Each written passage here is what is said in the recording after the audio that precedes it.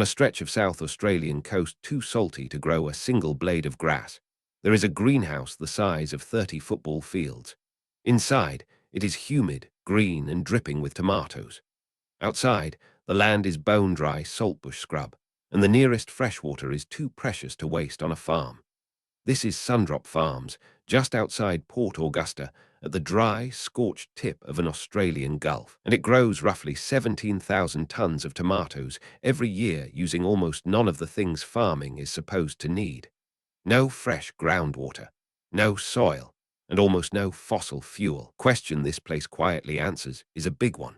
Can you grow food at industrial scale on the world's most ruined coastlines, using only the two things a desert has in endless supply: sunlight and seawater? To understand why that's hard, start with the obvious fix, the one almost everyone tries first. If you want to farm a desert, you drill for water. Across the planet, desert agriculture runs on ancient aquifers, fossil water laid down over tens of thousands of years. We pump it up faster than rain can ever replace it. Saudi Arabia did this and turned the desert green for a few decades, then watched the wells run dry. The other option is to make freshwater from the sea. Desalination works, but it's hungry. Push seawater through fine membranes at high pressure, and you burn enormous amounts of energy, usually from gas or oil. Clean water, dirty footprint. So that's the trap. Pump groundwater, and you drain an aquifer you can't refill. Burn fuel to desalinate, and you pour carbon into the sky to grow a salad. For a hot, dry, salt-poisoned coast, both answers quietly fail. The idea that became Sundrop started with a deceptively simple thought from a British inventor named Charlie Patton. A desert beside the sea isn't short of water at all. It's surrounded by it. It's only short of the energy to make that water usable, and deserts are drowning in energy. So what if a single source of free energy could do every hard job at once? Power the desalination. Heat the greenhouse on cold desert nights. Cool it through the scorching days, and run the whole machine all from the sun. That's the bet they made here. And when you walk the site, the first thing you see isn't the greenhouse. It's the mirrors. More than 23,000 mirrors, called heliostats, fan out across the scrub. Each one tracks the sun across the sky and throws its light at a single target, a slender tower rising about 150 meters into the air, like a 30-story lighthouse in the middle of nowhere. Concentrate the light of 23,000 mirrors onto one point, and you get fierce, usable heat. That heat boils water into steam. The steam spins a turbine for electricity and drives the desalination that turns Gulf seawater into clean, fresh irrigation water. The seawater itself is drawn from Spencer Gulf and piped a few kilometers inland. What comes out the other end is pure water for the plants and the leftover brine and salt, the part most plants would die in. The desert can simply take back.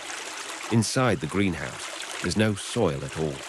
The tomato vines grow in coconut husk fiber, fed a precise drip of water and nutrients hydroponics, where the farmer controls every drop instead of hoping for rain. And here's the elegant trick for the heat. On a 40-degree desert day, they run seawater over walls of corrugated cardboard at the greenhouse's edge. Air drawn through that wet, salty surface comes out cooler and more humid air conditioning, powered by the sea, with no refrigerant and barely any electricity. Put it together, and the loop closes on itself. Sun makes the power.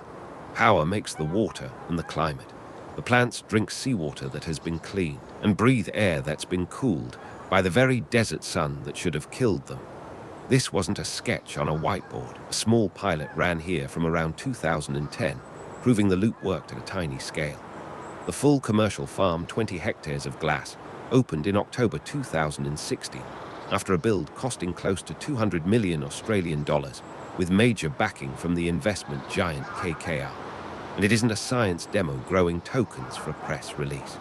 Sundrop's tomatoes go to Coles, one of Australia's biggest supermarket chains, under a 10-year supply deal, real fruit, on real shelves, sold to people who have no idea their salad was grown on poisoned ground with water from the sea. Now the part where honesty matters, because this is not a miracle, and it would be a lie to sell it as one. It is expensive to build capital heavy in a way a normal field never is.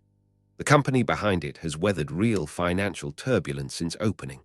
It grows tomatoes, a high-value crop that can pay for all this engineering, not wheat, not rice, not the staples that actually feed billions. And so far, it's one site.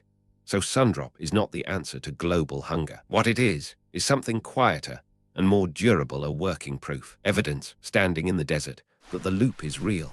And that matters because the world has a great deal of exactly this kind of land. Hot, dry, salt-ruined coastline that can't grow a crop the old way, sitting right next to an ocean and bathed in more sunlight than it knows what to do with. We've always called that land worthless. Port Augusta says otherwise. It says the barren coast isn't a dead end, it's an unbuilt blueprint.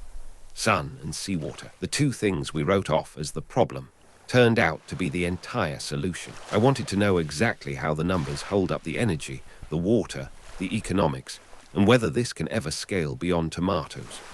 I've put the full breakdown with the sources in the link below. If a farm on dead ground changed how you see a desert, that's where to go deeper.